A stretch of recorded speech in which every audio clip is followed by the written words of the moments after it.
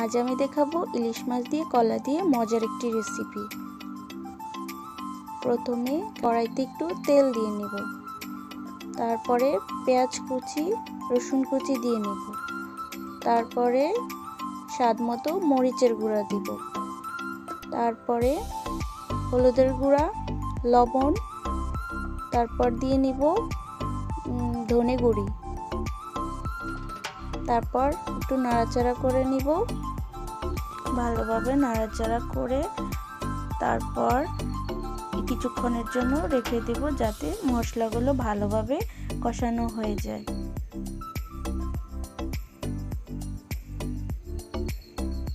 তারপর হালকা বলক আসা শুরু করলে একটু পানি দিয়ে দিব।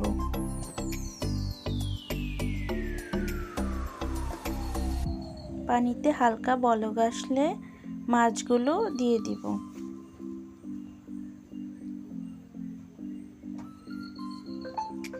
মাছগুলো দেওয়ার পর ভালোভাবে কষিয়ে নিব।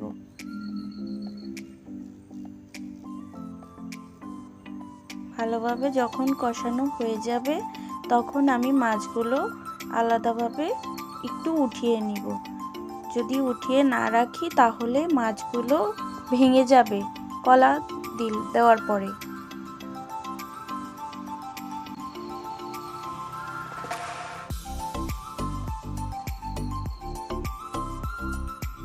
মাছগুলো উঠিয়ে নেওয়া হয়ে গেছে। এখন আমি কলা আর কলার সাথে একটা আলু দিয়েছিলাম, কলার আলুটা দিয়ে দিব।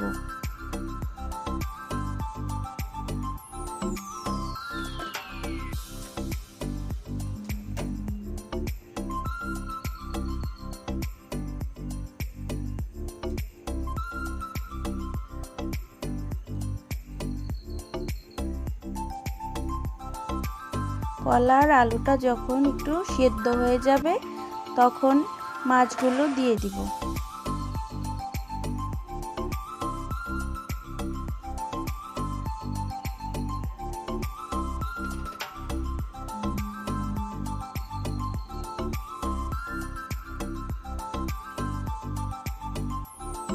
মাছগুলো দেওয়ার পর কিছুক্ষণ কষিয়ে নেব, তারপরে ঝোল দিয়ে দিব।